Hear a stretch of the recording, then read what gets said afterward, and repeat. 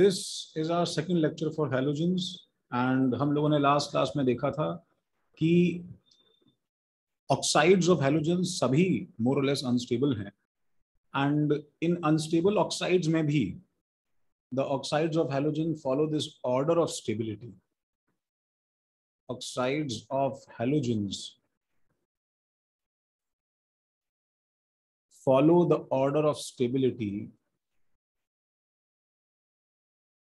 follow the order of stability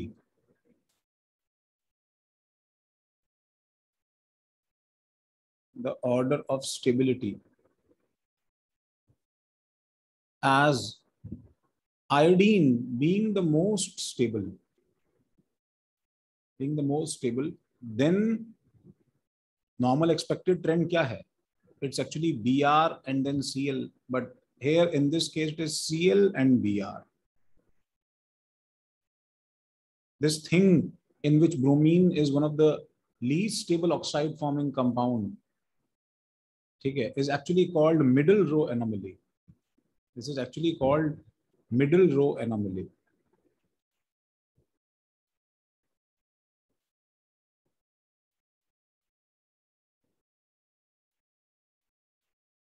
Okay, and just one more, we'll actually come back to this. There's one more information that iodine, out of all oxides of iodine, one of the most stable oxides of iodine is one of the most stable oxides of iodine is I2O5, which is used for quantitative estimation, which is used for quantitative estimation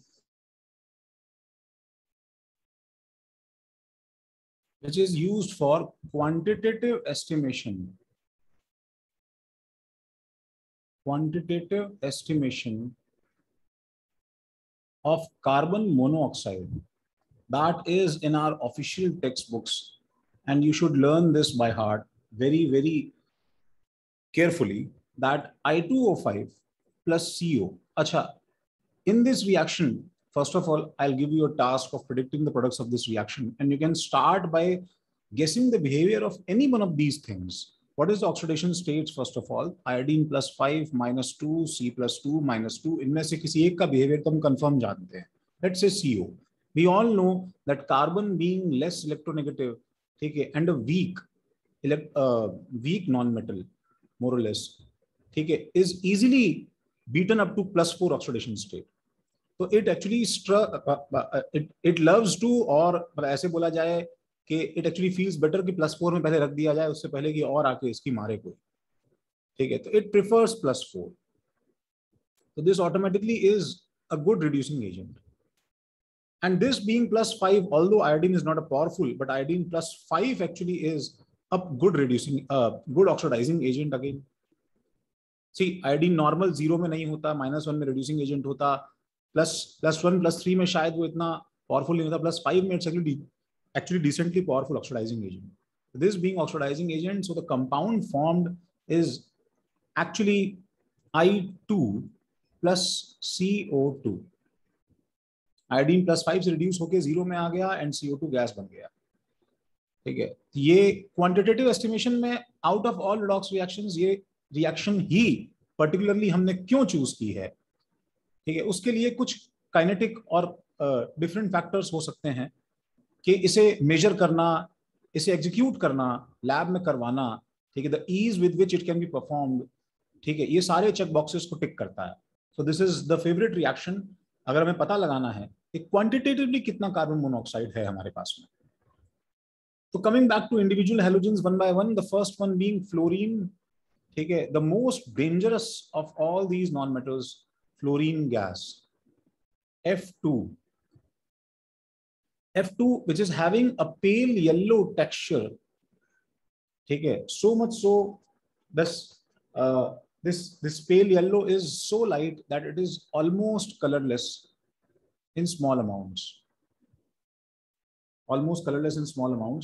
and the preparation of this gas although it is not in NCERT, but ठीक है, we should know this. It's not so difficult, at least on pen and paper. The preparation of this gas is number one by Whitelaw-Gray method. Whitelaw-Gray method.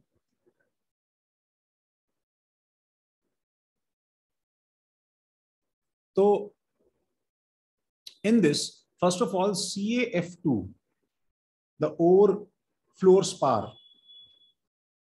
We should know again. I think I have mentioned the difference between feldspar and fluorspar. The ore fluorspar is treated with Conc H2SO4. Okay, H2SO4 की three properties that we have learned is, everybody knows, strong acid, second mild oxidizing agent, and third dehydrating agent.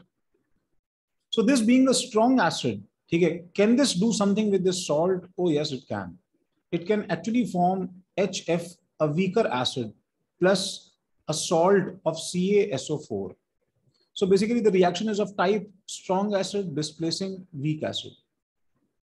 ठीक है, I guess हम लोग ये पहले भी कर चुके हैं अपने अपने प्रीवियस लेक्चर में कि अगर हमने F माइनस लिया, ठीक है, और इसको हमने कॉन्क H2SO4 के साथ रिएक्ट करवाया और Cl माइनस को रिएक्ट करवाया, तो रिएक्शंस कैसी होंगी? Non redox.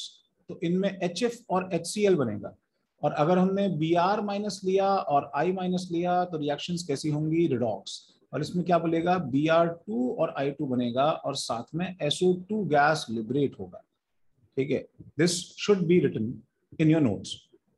This HF plus CaSO4 is distilled first of all, ठीक है, and anhydrous HF is separated. Now hydrogen fluoride is, guys, is actually equally notorious and a very chaotic gas. HF is actually even more corrosive than fluorine element itself. HF reacts with practically everything and इसका corrosive action जो है, ठीक है, that is actually very very renowned. So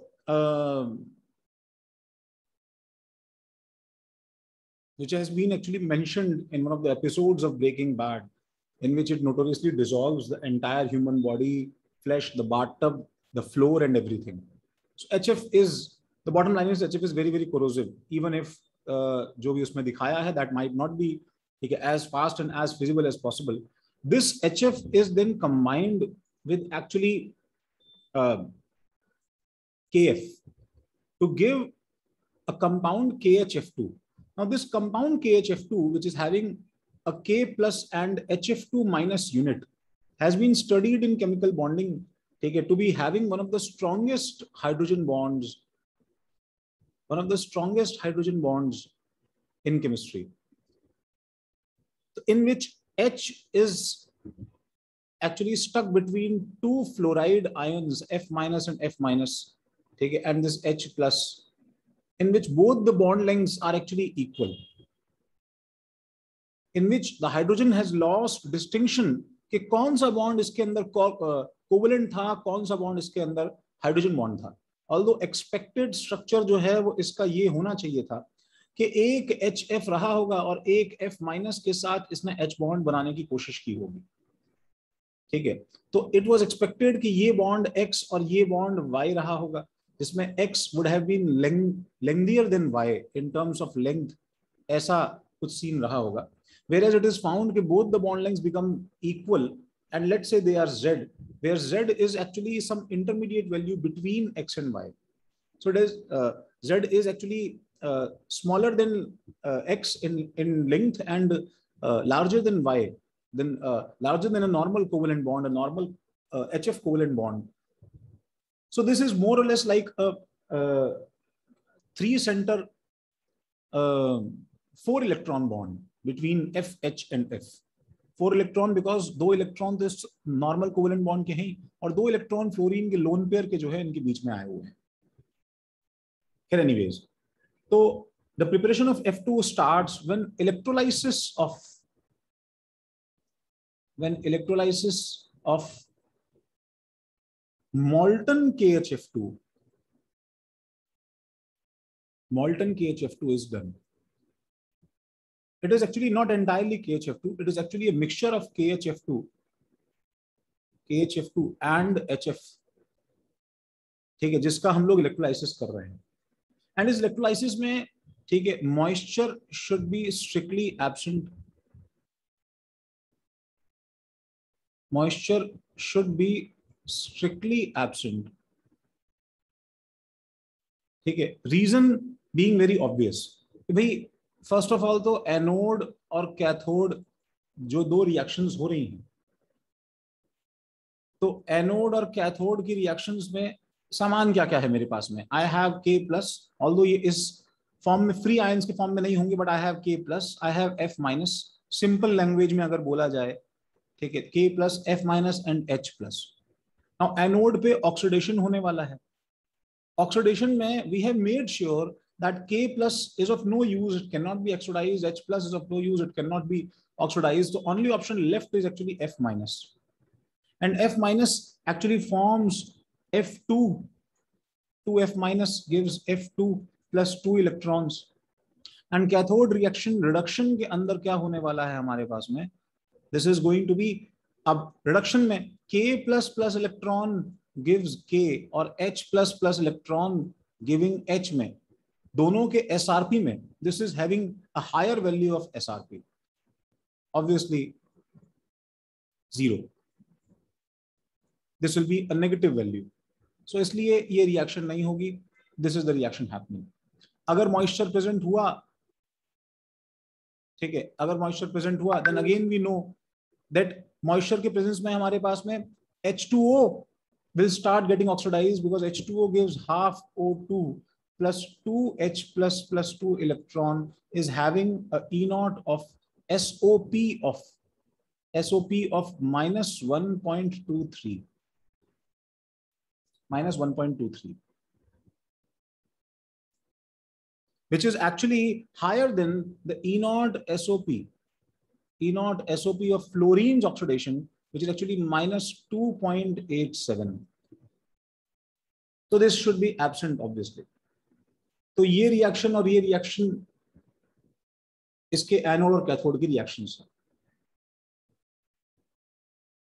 तो this also suggests that whatever we do, we cannot electrolyze NaF या KF का aqueous solutions. That is actually completely out of question. Aqueous solutions, हमें जो भी सॉल्यूशन चाहिए, it should be molten. And molten form में, ठीक है, experimentally we have seen that this is the best combination that can be had for obtaining fluorine in its pure form. Even while oxidation, ठीक है, the vessel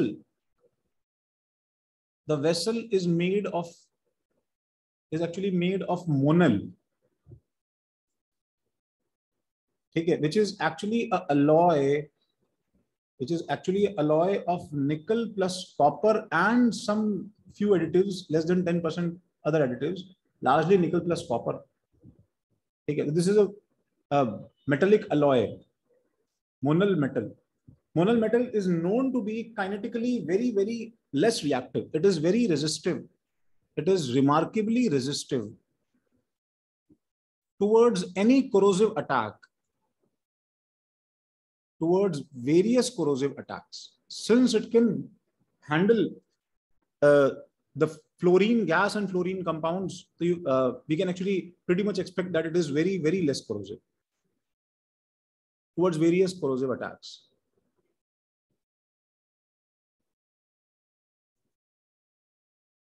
So somehow the combination is actually kinetically very inert, but again, it is not a foolproof solution.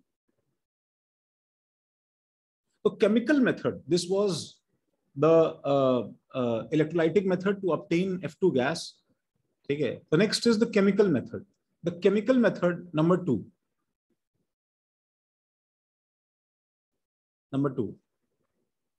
The chemical method. Now this is again a very rare thing. Just a small information. The Whitelaw Gray method working cell actually looks like this.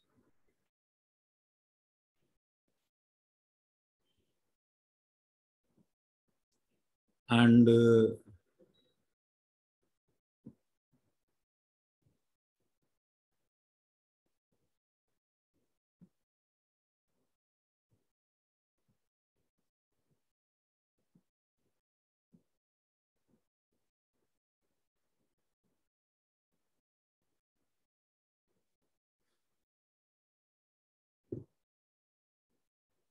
so again, this is not to be drawn in your notebook.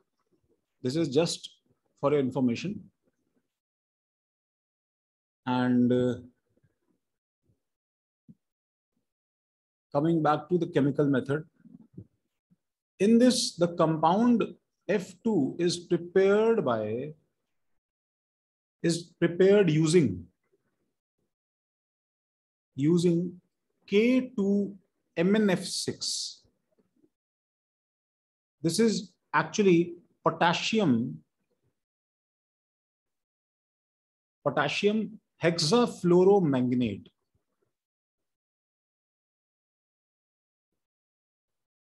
Hexafluoromanganate.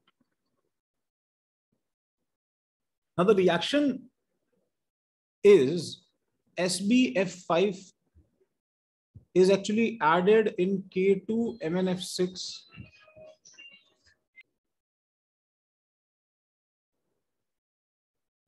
with K2MnF6 gives. Now the reaction actually proceeds in a way such that we first need to understand that SbF5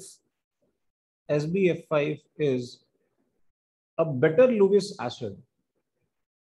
Is a better Lewis acid.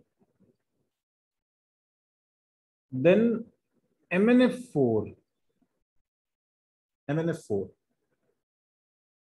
So what happens is that this thing K2MnF6, ठीक है, इसके अंदर क्या है, MnF4 ने अपने अंदर 2F- को बंदी बना के रखा हुआ है. It has entrapped, ठीक है, 2F- forming MnF6 2-. So this SbF5 जो है ये एक्चुअली इसमें से F- फ्री करने का काम करता है. So this forms SbF6 since ये हैलाइड एक्सेप्टर है, SbF6 लुईस एसिड है, माइनस तो KSbF6 बन जाता है. KSbF6 freeing MnF4 in this process. पहले तो हम इसको बैलेंस कर देते हैं.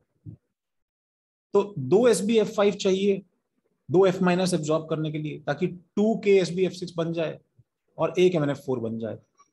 ठीक है, तो एक कॉन्सेप्ट तो ये हो गया और दूसरा कॉन्सेप्ट ये हो गया that this MnF4 now in turn, again हमें ये लर्न ही करना पड़ेगा, इज अनस्टेबल. ये बहुत ज्यादा अनस्टेबल कंपाउंड है.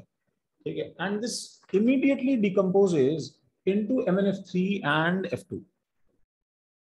So this MnF4 actually forms MnF3 plus F2. So I'll cut MnF4 here. ठीक है, 1/2 F2 and I'll write MnF3 plus 1/2 F2. ये इसकी प्रॉपर बैलेंस केमिकल इक्वेशन है K2MnF6. तो दिस इज याद करने के लिए अ थॉट दैट क्यों ये रिएक्शन में ऐसा हो गया. ठीक है, regarding its properties and reactions, तो सम reactions F2 being one of the most powerful oxidizing agent, and हमने इसकी वीडियो में इसकी पावर थोड़ी बहुत तो देखी है. तो F2 की रिएक्शंस हम वेरियस चीजों के साथ में, for example NaX where X being Cl minus Br minus I minus, किसी भी हैलाइड को हम सामने बिठा दें, ठीक है, plus ClO3 minus plus NaOH. तो आई गेस हम 1 मिनट पॉज करके रिएक्शंस को भरें. तीनों हैलाइड्स में से किसी के साथ भी रिएक्शन करवाएंगे तो हमारे पास में क्या बन जाएगा, NaF प्लस क्या बन जाएगा, X2 रिलीज हो जाएगा, Cl2 Br2 और I2. ClO3 माइनस में F के आगे किसी की नहीं चलती है. ठीक है, F इज द वन जिसका 0 और -1 सिर्फ 2 ही ऑक्सीडेशन स्टेट है इसका.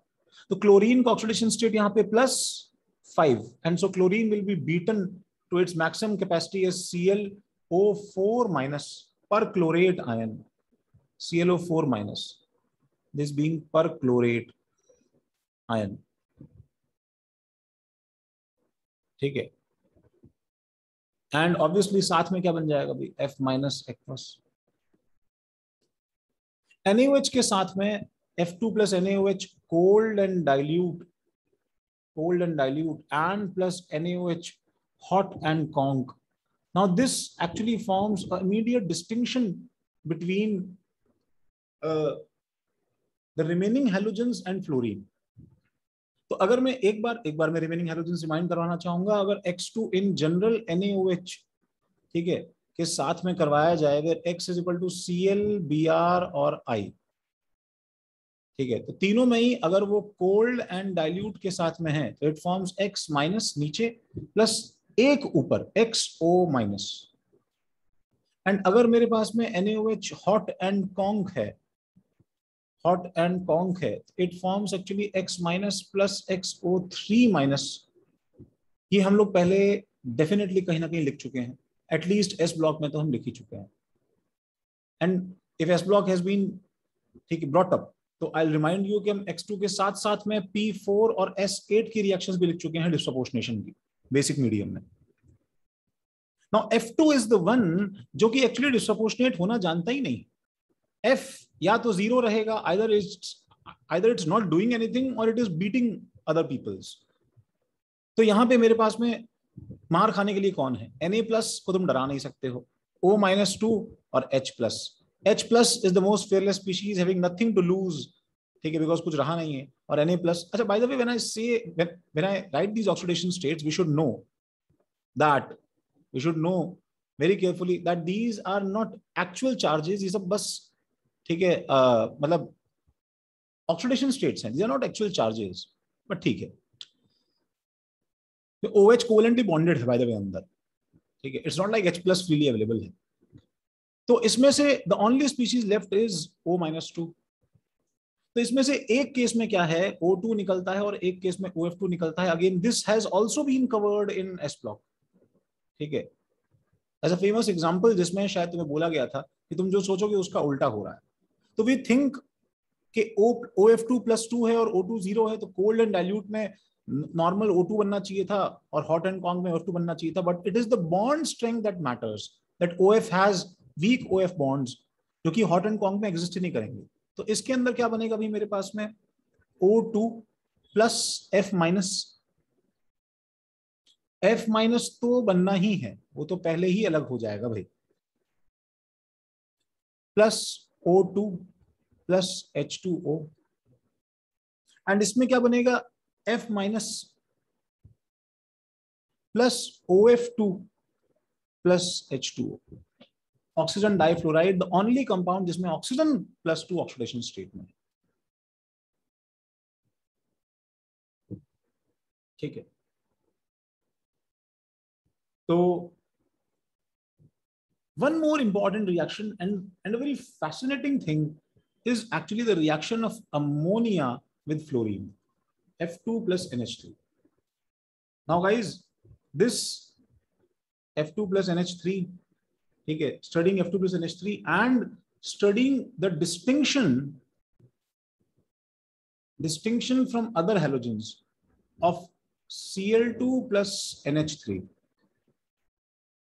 Cl2 plus NH3 and Br2 plus NH3 and I2 plus NH3। Now F2 plus NH3 में रिएक्शन क्या होगा बताओ? Oxidation states first of all बच्चों क्या, F0 N-3 H+1, obviously F सारा गुस्सा किस पे निकालेगा, N पे, and N oxidize, F reduce and the compound form will be, N जो है ऑक्सीडाइज होते होते पहले N2 बनता है, N2 immediately reacts with F2 and this results in formation of actually NF3। Now this is concentration dependent, बहुत ही NH3 अगर बहुत ज्यादा एक्सेस में है, F2 वेरी डाइल्यूट है, तो ये पहले N2 बन के रुक जाएगा, आगे अगर रिएक्शन करने को अलाउ किया तो NF3 तक आराम से चला जाएगा।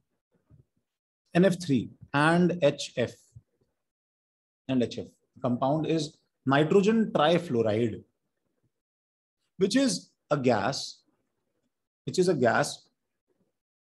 and the interesting fact about NF3 is that this is the most stable nitrogen halides, most stable nitrogen halide, ठीक है, amongst NCl3, NBr3 and Ni3, ठीक है। इफ यू रिमेंबर Ni3 का छोटा सा वीडियो हम लोगों ने देखा था। The most stable nitrogen halide and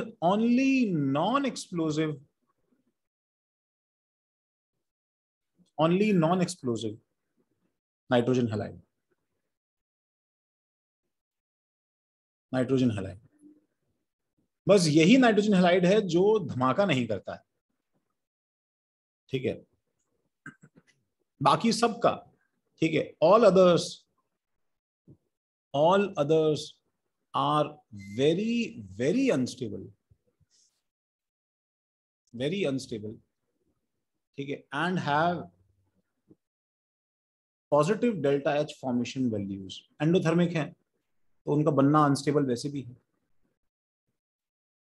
तो अब जैसे मैं अगर NH3 की रिएक्शन Cl2 से देखूं, अब इसमें भी देखो अलग अलग cases. For example in the first case, अगर मेरे पास में अमोनिया एक्सेस में है तो होगा क्या, Cl2 भी है तो बहुत पावरफुल, ये इसकी वाट तो लगा ही देगा, N is getting oxidised and Cl is getting reduced, तो पहले N2 बन जाएगा और HCl बन के निकल जाएगा, and this HCl since NH3 is in excess, ठीक है, so this HCl immediately reacts with NH3, ठीक है, to form NH4Cl। So if I add these two reactions, ठीक है, मेरे पास में क्या आ जाता है भाई, that Cl2 plus NH3 in excess forms N2 plus NH4Cl, ठीक है। रिवर्सिंग द रोल्स, अगर मैं Cl2 को एक्सेस में लूं, ठीक है, एंड NH3 लूं, तब इट्स लाइक Cl2 अगर एक्सेस में है देन एक्चुअली गाइस हेलोजनेट एवरीथिंग, जो कुछ भी है उसके ऊपर हेलोजन ही हेलोजन चिपका दो, हेलोजनेट everything.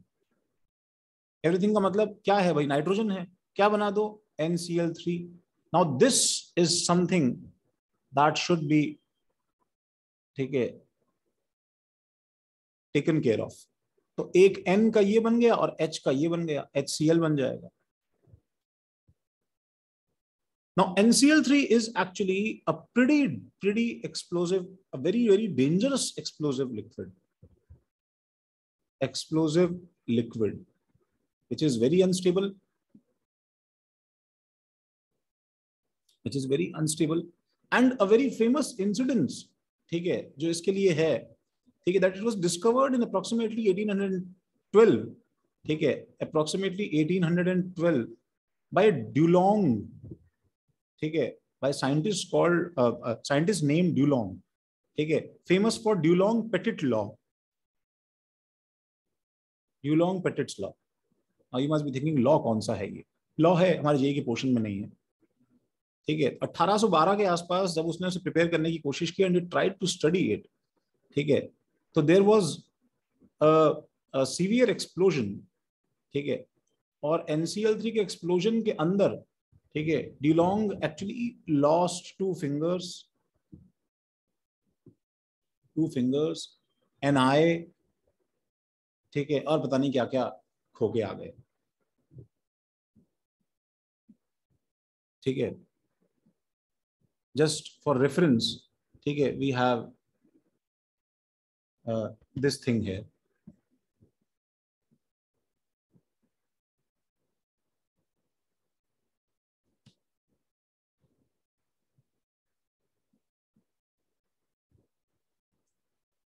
so this is NCl3,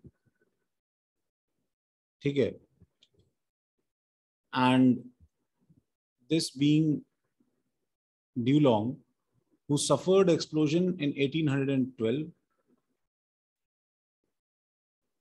ठीक है, और after losing some fair body parts, he actually transferred the work, ठीक है, and everything that he knew about this thing to Humphrey Davy। Humphrey Davy जो हैं, ये वापस से अपने काम को स्टार्ट करके ही थॉट दैट वो संभाल लेंगे, but he suffered explosion in 1813, एक साल बाद. And Humphrey Davy was also partially blinded by this explosion. And then Humphrey Davy जो है, Humphrey Davy actually took Michael Faraday, the famous physicist, ठीक है, as his helping hand, and they both suffered a mild explosion. They both encountered a mild explosion again in the same year, 1813. ठीक है, the gas is so explosive, the liquid is so explosive, ठीक है, that it is not possible कि हम उसे safely जो है ज्यादा देर तक चला पाए. तो there's this small demonstration, ठीक है, for this. I'll show you that. So we have pure chlorine gas here, जो कि बहुत डेंजरस है, and pure ammonia, anhydrous ammonia, बिल्कुल पानी नहीं है. Both है boiling point of approximately 33 -33 -34 degree Celsius, जो कि दोनों बहुत क्लोज है. तो वी डोंट एक्सपेक्ट कि सडन कुछ टेम्परेचर चेंज होगा एंड सडनली कुछ बर्स्ट होगा, ऐसा कुछ हम नहीं एक्सपेक्ट करते हैं.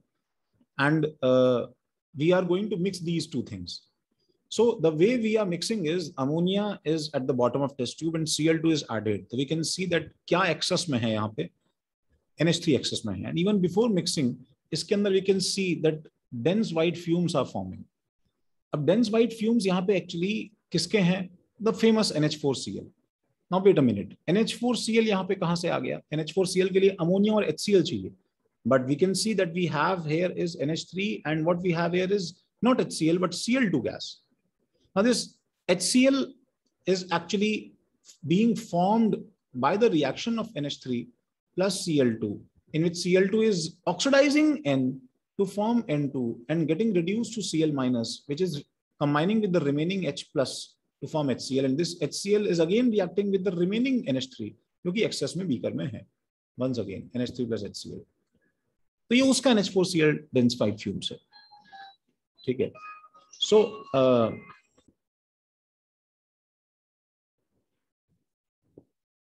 इसमें जो NH4Cl की फ्यूम्स बन रही हैं, ये dense white fumes actually NH4Cl की हैं.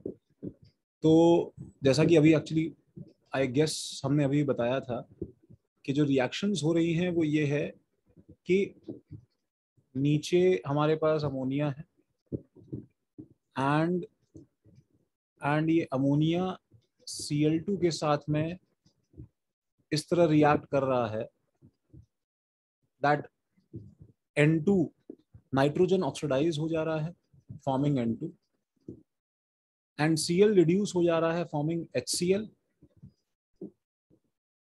एंड ये HCl जो है ये वापस अमोनिया से रिएक्ट कर ले रहा है फॉर्मिंग NH4Cl. अब ये रिएक्शन सारी की सारी इतनी इंस्टेंटेनियसली हो जा रही है कि हमें डेंस वाइट फ्यूम्स दिखाई दे रही हैं. अब रिएक्शन के अंदर अभी हमें सॉर्ट ऑफ एक्सप्लोजन्स जो दिखाई देने शुरू होंगे, that is because of formation of NH2Cl. Many people think that it is because of NCl3, बस क्योंकि यहाँ पे NH3 excess में है, as we can see that it is the Cl2 that is being added to NH3. If it would have been the other way around, then Cl2 excess में होता. तो since NH3 excess में है पूरा हमारे पास में and Cl2 का थोड़ा सा अमाउंट इसके ऊपर गिरता है, तो NH3 excess में हमारे पास में NCl3 नहीं फॉर्म करेगा.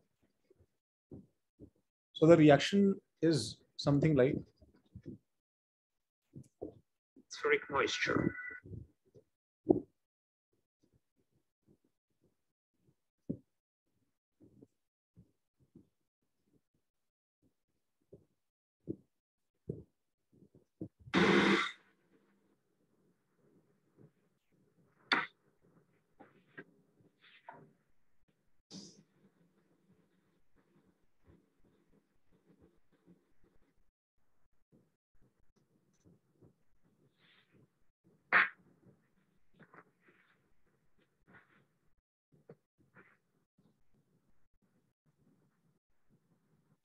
you would say that is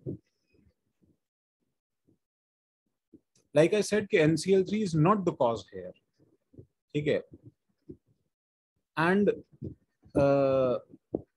काम की बात ये है, मतलब फनी चीज ये है कि whatever is the way in which we mix them, ठीक है, the result is anyways explosion. NH2Cl is also explosive compound that actually explodes, ठीक है, at actually negative of 20, 30 and 40 degree Celsius. इस पे भी explode कर जाता है. So let's actually watch one more demonstration जिसमें हम लोग एक्चुअली उल्टा मिलाने की कोशिश करते हैं. तो इस रिवर्स मिक्सिंग के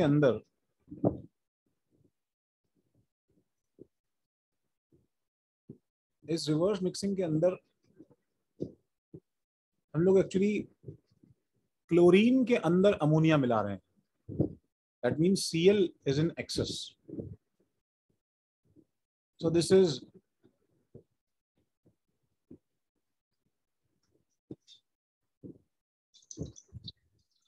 looks like ammonia, yellowish chlorine solution में ऊपर से ट्रांसपेरेंट अमोनिया डाला है, एंड डालते ही इसके अंदर एक्सेस Cl2 होने की वजह से NCl3 फॉर्म हुआ है. Now this NCl3 is so unstable. ये कितना अनस्टेबल है इस बात का आइडिया जो है वो हमें इससे मिल जाता है. इस बात का आइडिया हमें इससे मिल जाता है that this is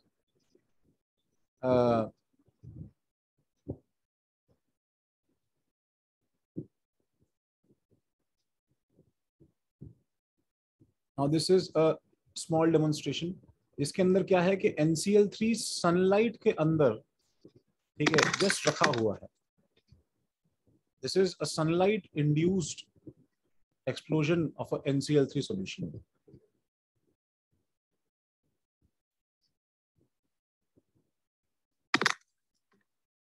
As we move down, nitrogen halides become even less stable.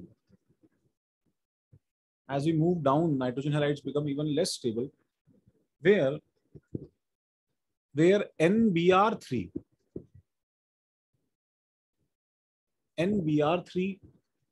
pure NBr3,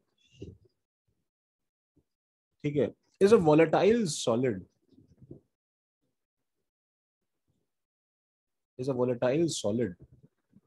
Explodes at -100 degrees Celsius and was not isolated.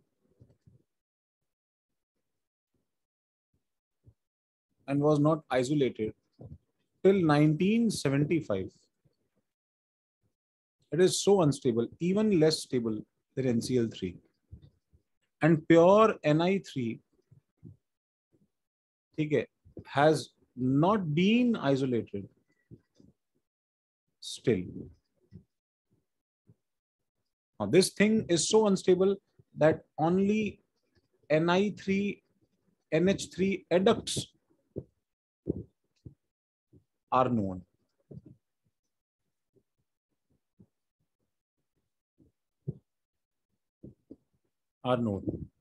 So the reaction of ammonia and I2 results in formation of Ni3.NH3 adducts.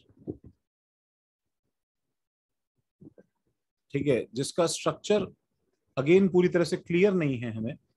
All we know is कि empirical relation जो है, empirical formula compound का कुछ इस तरह से है, which is also a very ठीक है, explosive compound. Pure Ni3 would have been even less stable plus Hi, जिसका हम डेमोन्स्ट्रेशन अगेन एक देख चुके हैं प्रीवियस क्लासेस में. And I guess we all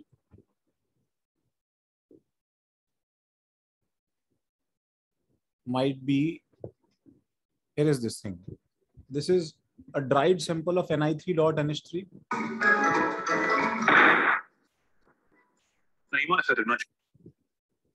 जो कि हमने पहले भी देखा है.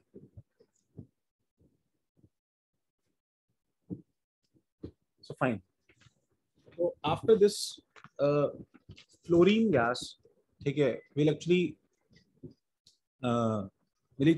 actually start with chlorine gas.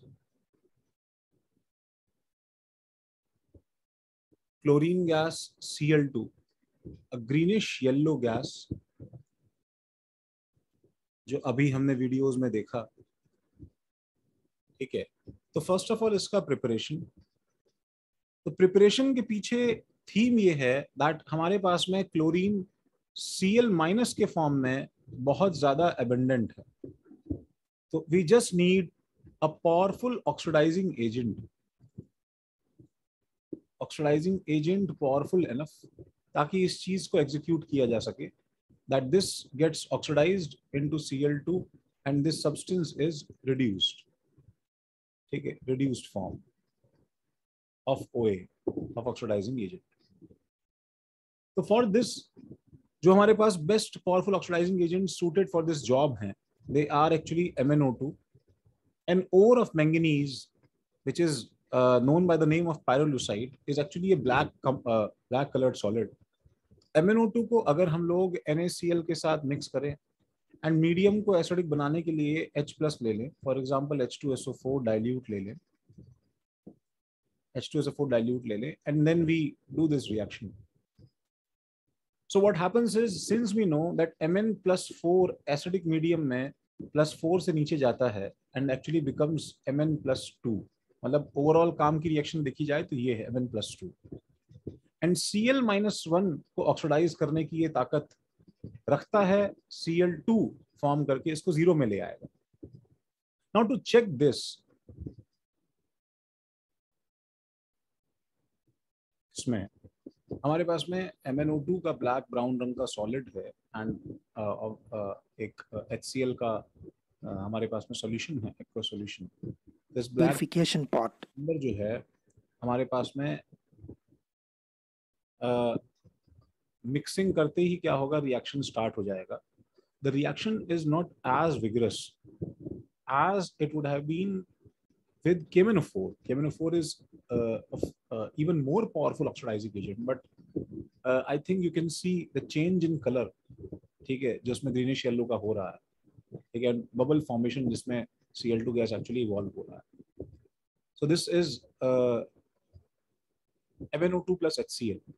So this method MnO2 can displace Cl- to form Cl2. So we can clearly expect कि NaF, NaBr और NaI के साथ में क्या रिएक्शन होगा. खैर अभी तो ओवरऑल रिएक्शन जो है वो हमारे पास में है MnO2. अब NaCl और H2SO4 लिया जाए अलग अलग या इनको कंबाइंड फॉर्म में HCl लिया जाए, तो मेरे पास में ये क्या बन जाएगा, MnCl2 प्लस HCl. या ऊपर की रिएक्शन में क्या बन जाएगा भाई, MnCl2 एनायन के फॉर्म में, तो Cl- के अलावा और कोई एनायन है नहीं. MnCl2 प्लस Cl2 गैस जो निकल ही रहा है और प्लस NaHSO4 के फॉर्म में रह जाएगा.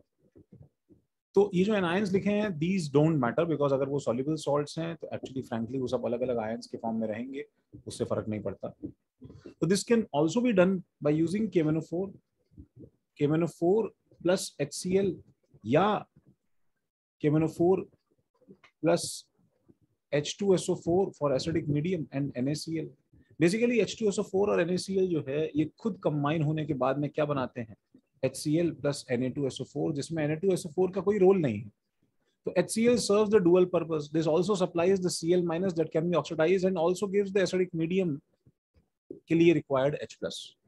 तो आंसर क्या हो जाएगा हमारे पास में, K के लिए एक ही एनायन है KCl, Mn+7 से +2 चला गया, एक ही एनायन है Cl2 एंड ऑक्सीडाइज भी होने वाला Cl2 plus H2O. I guess ये रिएक्शंस हम लोग अपने आप सोच सकते हैं, भर सकते हैं. This is the reason since KMnO4 is strong enough. See, the E0 SOP of KMnO4 is plus 1.55 and I'm sorry, E0 SRP, and the E0 SOP E naught SOP of Cl minus is approximately -1.3 के आसपास. As we can see that plus 1.55 और -1.3 में the E naught cell is positive. So this is powerful enough कि उसको आराम से displace कर सकता है. ठीक है. तो KMnO4 is actually is strong enough to oxidize HCl. ठीक है. This is the reason why we do not use HCl, ठीक है, to induce acidic medium,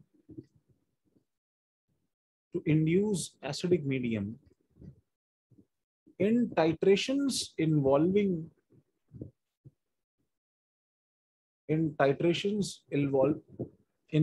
KMnO4. ठीक है. अब इस बात का क्या मतलब है? इस बात का यहाँ पे ये मतलब है that imagine कि तुम एक टाइट्रेशन कर रहे हो जिसके अंदर हमारे पास में ऑक्सीडाइजिंग एजेंट KMnO4 है. ठीक है. एंड टाइट्रेशन के अंदर टाइट्रेंट जो है वो KMnO4 है, और जो टाइट्रेट है जिसको हम लोग एस्टिमेट करना चाहते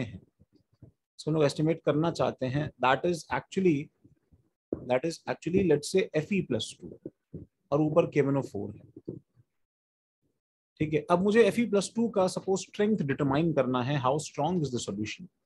So what I did is I added drop-wise KMnO4 into this, but I need a acidic medium.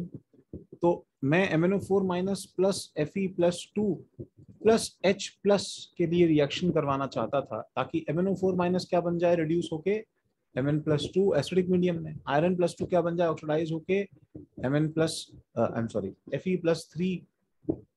Fe+3. तो इस H+ का रोल यहाँ पे तो इतना ही था, बट इस H+ के हिडन एनायन को सोचो. ठीक है. अब ये हिडन एनायन अगर H+ का सपोज Cl- है, तो what happens is that side में एक न्यू रिएक्शन, ठीक है, एक सेपरेट रिएक्शन स्टार्ट हो जाएगा. ठीक है. जिसमें MnO4- apart from reacting with Fe+2 will start reacting with Cl-, forming Mn+2 and Cl2. तो इससे प्रॉब्लम क्या हो गया?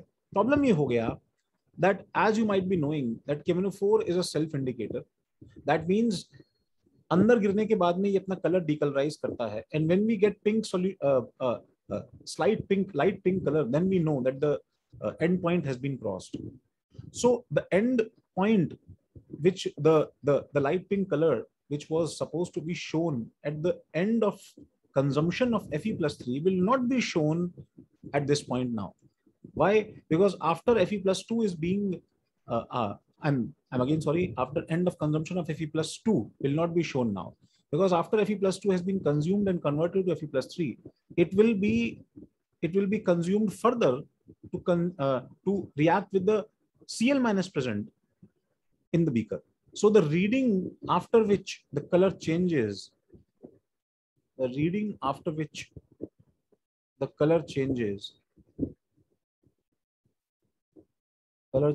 is dash more or less more. KMnO4 जितना कंज्यूम होना चाहिए था उससे ज्यादा कंज्यूम होगा और हमारी कैलकुलेशंस फॉल्टी आएंगी. ठीक है. सिमिलरली ये भी सवाल आता है बहुत बार, जस्ट ऑफ बीट प्रॉब्लम, कि for this acidic medium we can not also use HNO3. HNO3 is also not used as NO3- being oxidizing agent. ठीक है. Now attacks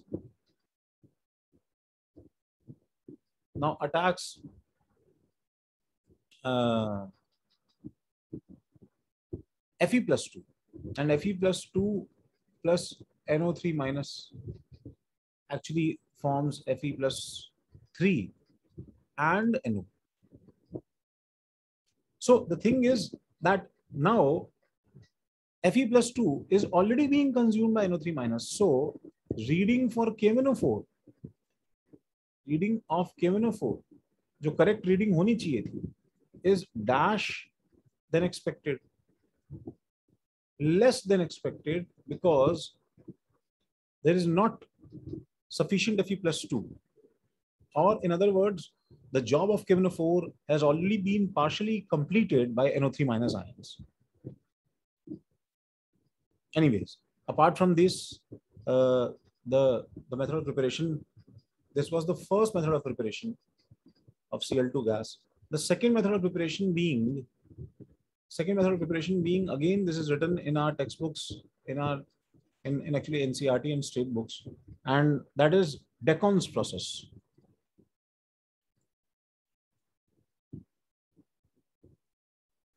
Decon's process. Now, in this, HCl gas is actually oxidized by atmospheric oxygen, air. ठीक है.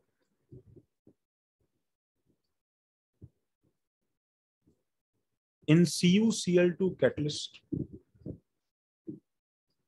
and 723 Kelvin temperature, which is to be learned because it is mentioned in NCERT, forming H2O. And this O2 actually oxidizes Cl, combines with the H plus there, and liberating Cl2 gas. The third one being very famous, already done in electrochemistry. Is actually based on the concept of overpotential. So it is simply electrolysis of brine solution.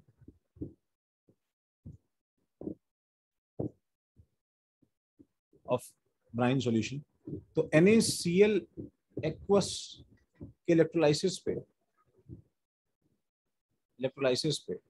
we know that anode पे oxidation thermodynamically water का होना चाहिए था aqueous से, but kinetically actually वो Cl minus का होता है, Cl2, because of the concept of over potential जो हमें already मालूम है,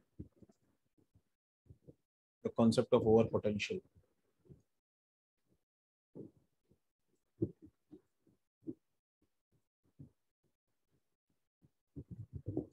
ठीक है, Cl2 and reduction जो है वो actually Na plus का नहीं water का होगा, तो the gas liberated is actually H2 and plus beaker में क्या छूट जाएगा, NaOH is left behind. Right. So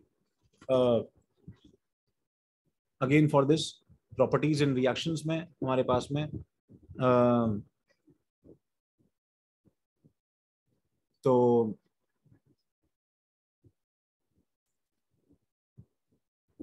properties and reactions. So again, some things that are actually remarkably known for this gas and also mentioned in our textbooks is the greenish yellow hue color. Okay, the name being derived from the Greek word chloros, which actually means greenish yellow.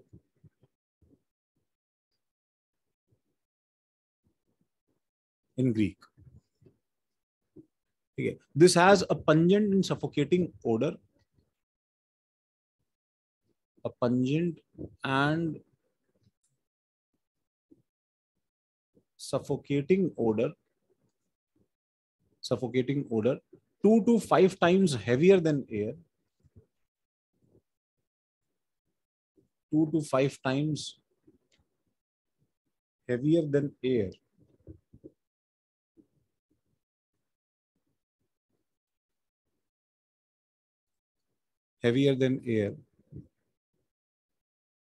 And can easily be liquefied to greenish yellow liquid.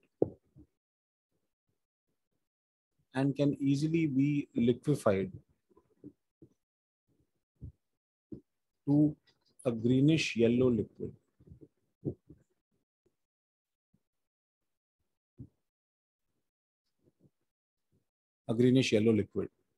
So some noteworthy reactions are, obviously Cl2 is a very powerful oxidizing agent, not as powerful as fluorine, but still aluminium से, sodium से, Fe से, P4 से, S8 से, H2 से, H2S से, इन सब के साथ में we know that Cl is getting reduced and something is getting oxidized, forming AlCl3, NaCl, up, down. Iron जो है वो +2 नहीं, पूरा +3 तक ऑक्सीडाइज होगा FeCl3 because of the power that Cl2 exerts. P4 with PCl3 or PCl5 depending upon the amount. S8 being S2Cl2. Dimeric form में monohalides exist करते हैं. We have discussed this in oxygen family. H2 is HCl and H2S में H already plus में है, जैसे H0 में था ऊपर, तो सल्फर की वाट लगाई जाएगी यहाँ पे, सल्फर को उसकी नानी याद दिलाई जाएगी. S0 में a turbidity plus HCl is formed. HCl is formed. So these reactions are actually pretty easy. ये तो मैं सारी याद रहनी ही चाहिए. And apart from these reactions, ठीक है, we obviously know that Cl2 plus NaOH ये बार बार रिपीट हो रही है. Cold and dilute, क्या बनेगा? Cl minus plus ClO minus. And hot and concentrated.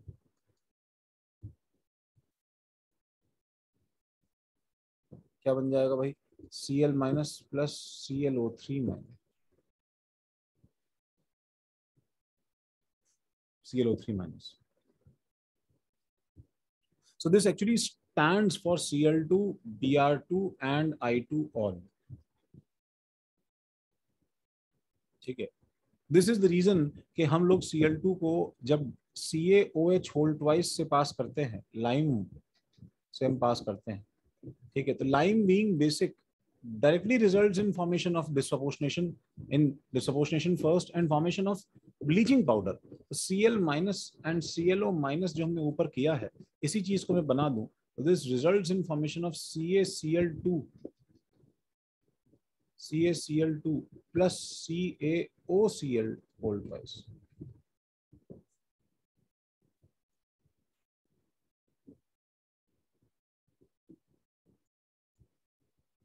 CaCl2 and CaOCl whole twice.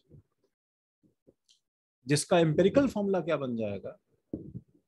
The empirical formula for this will be Ca2O2Cl4. This is equal to CaOCl2. So bleaching powder is actually a mixture of calcium chloride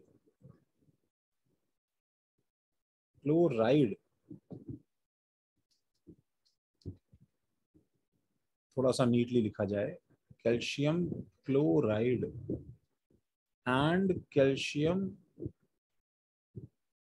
hypochlorite.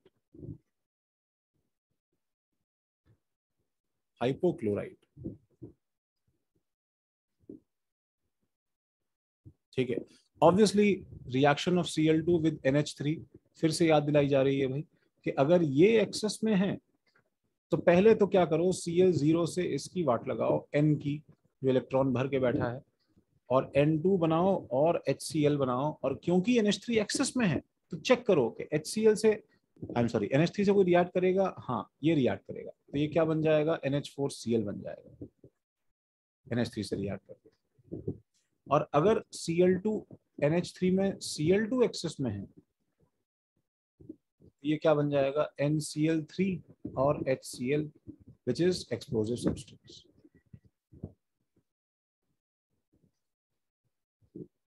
Yellowish green liquid. ठीक है. Cl2 has many other reactions जो कि मतलब the list is long but no reaction, ठीक है, is completely unheard of. So Cl2 with saturated hydrocarbons.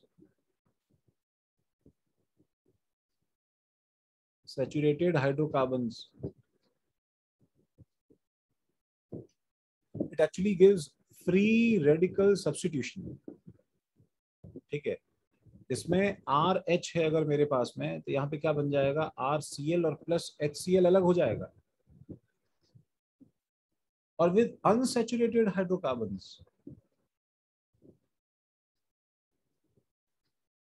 Unsaturated hydrocarbons. ठीक है, this actually gives addition product. ठीक है, for example C2H4, this gives actually addition product C2H4Cl2.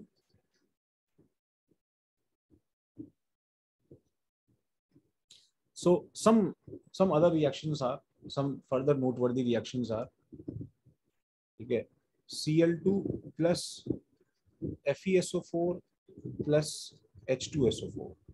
What do you think is going to be oxidized or reduced? This is definitely going to be reduced.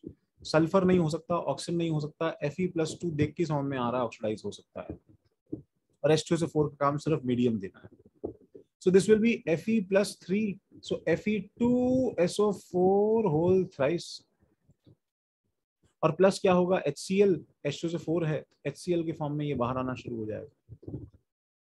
More volatile acid is being displaced. Similarly, Cl2 plus Na2SO3 plus H2O. So we'll compare this with I2, and I guess हम लोग इसको क्या है, sulphur में, oxygen family में sulphur में already देख चुके हैं that Cl2 is powerful enough कि I2 होता तो it would have formed Na2H2O3. यहाँ पे इसको रोकेगा नहीं, इसको पूरा Na2 I'm sorry Na2H2O3 से Na2S4O6 बनाता है I2. ठीक है, तो Cl2 क्या है कि तुम किसी भी सल्फर का वेरिएंट लेके आओगे, उसे मारते मारते पूरा Na2S4 SO4 तक लेके जाएगा, +6 तक, मैक्सिमम ऑक्सीडेशन स्टेट तक, प्लस HCl बनाएगा. ठीक है, फॉर एग्जांपल प्लस SO2. तो if you see carefully, then sulphur जो है +4 में यहाँ पे है, +4 में यहाँ पे, इसी के एसिड का एक्चुअली क्या है बताओ, H2SO3 का ये सॉल्ट है, राइट. तो Cl2 plus SO2 plus H2O क्या बन जाएगा भाई, तो पहले क्या है, SO2 plus Cl2, ठीक है, से हाइपोथेटिकली क्या फॉर्म हो रहा है, हाइपोथेटिकली फॉर्म हो रहा है, we can imagine it like, actually form हो रहा है SO2Cl2, सल्फर +4 से +6 चला, और फिर वाटर के साथ में SO2Cl2 रिएक्ट करेगा. बताओ क्या होगा बच्चों, SN2 रिएक्शन टाइप, इसमें से Cl हटा दो, ठीक है, और भाई क्या लगा दो, डबल बॉन्ड हो, डबल बॉन्ड हो, डबल बॉन्ड हो, डबल बॉन्ड हो, OH and OH, that is H2SO4 plus HCl. तो बेसिकली SO2Cl2 प्लस वाटर की रिएक्शन से क्या बनेगा, H2SO4 plus HCl. SO2Cl2 is an anhydride, is actually a mixed anhydride. ठीक है, ये दो एसिड्स का कंबाइंड एनहाइड्राइड है, ठीक है ना. You can actually imagine this as double bond OH OH और HCl दो तरफ लिखा जाए, और इसमें से पानी H2O हटा दिया जाए, देखो गाइस, तो एक्चुअली वही बन जाएगा SO2Cl2 जो यहाँ लिखा है. Similarly, Cl2 even has the power to oxidize कमजोर halogens I2 plus H2O. तो जैसे ऊपर हमने लिखा था वैसे ही पहले हम इन दोनों को इमेजिन करें रिएक्ट करते हुए, तो this actually easily forms species like ICl5, ICl3. तो in proper conditions, for example in this reaction जो कि एनसीईआरटी में दिया है, इसके अंदर इफ ICl5 इज फॉर्म, तो आयोडीन +5 और Cl पे -1, तो +5 जब आयोडीन पे है तो a +5 oxy acid that is HiO3. See iodine oxidation +5 है, और Cl का -1 का एसिड इज एक्चुअली HCl. इन दोनों का कंबाइंड एनहाइड्राइड ICl5 बन रहा है, just like previous reaction. See reaction ये सब लिख के हमें इसके प्रोडक्ट्स गेस करना जो है वो थोड़ा बहुत आना चाहिए. तो इन सब में क्या हो रहा है बताओ, redox plus hydrolysis, redox plus hydrolysis.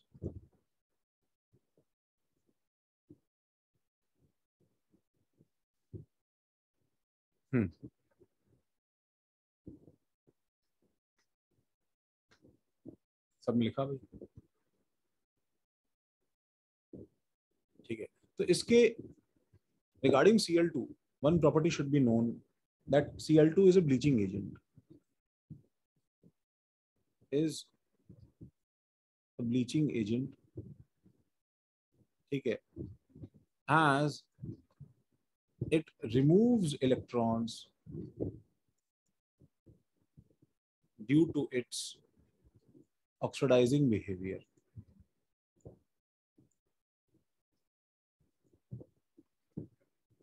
Due to its oxidizing behavior, ठीक है। And this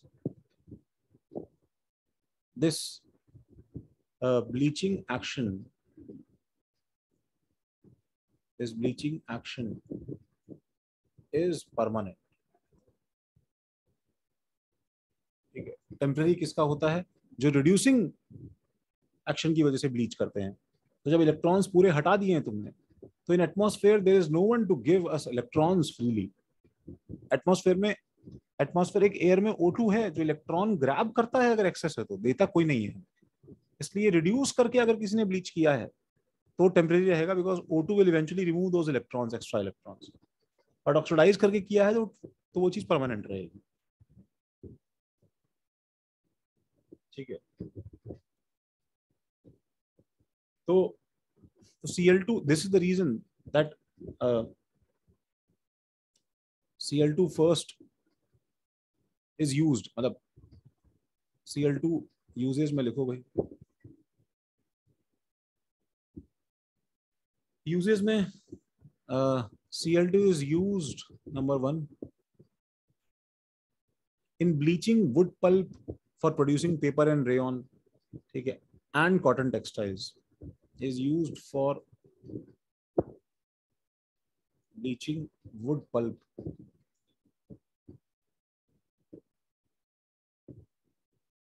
and cotton textiles। तो वो जो तुम एकदम कॉन्ट्रास्ट वाइट जो गारमेंट्स हैं से लेके जो एकदम प्लेन वाइट A4 शीट्स हैं, वो सब क्लोरीन से ब्लीच्ड, ठीक है, wood pulp for paper production and rayon productions. तो रेयन की ब्लीचिंग में भी काम आता है वही, ठीक है। इसके अलावा extraction of gold and platinum की मेटलर्जी में काम आता है।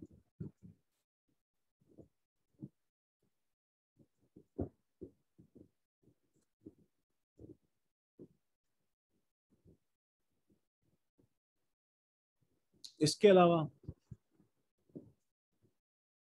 मैन्युफैक्चरिंग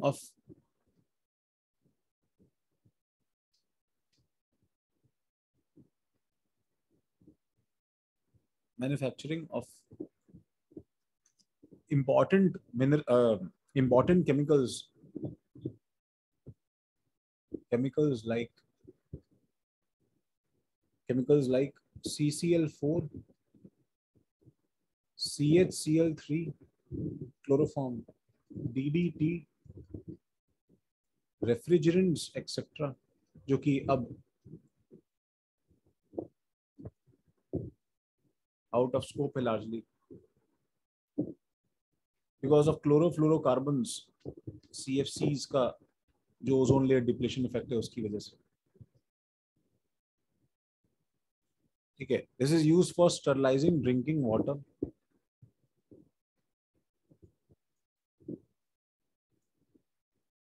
sterilizing drinking water,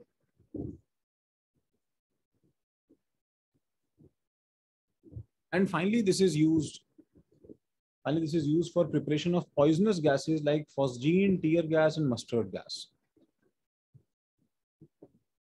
ठीक है। तो जिसमें क्या है,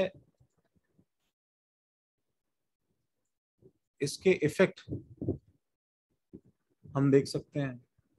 phosgene COCl2, tear gas is CCl3NO2 and mustard gas is Cl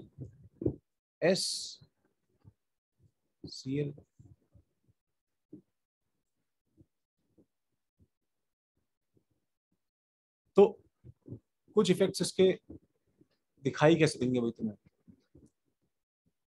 so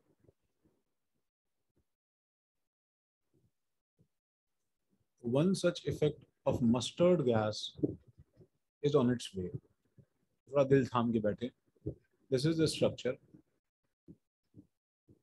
ClCH2 whole twice.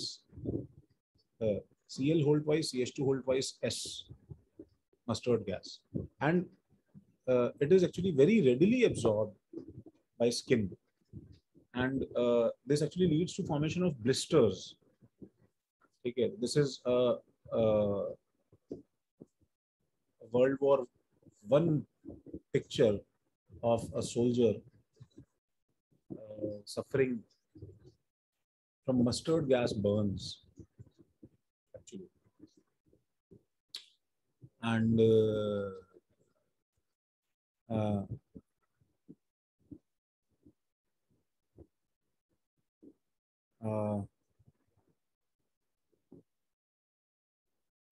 and some more examples.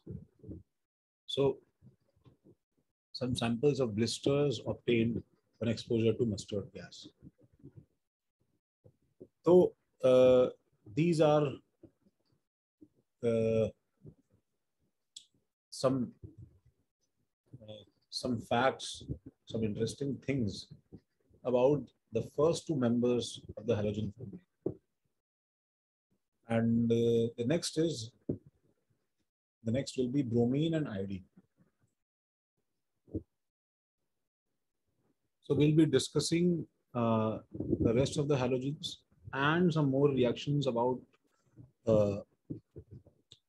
oxides of halogens and interhalogen compounds in our third and last recording. Thanks a lot. Good day.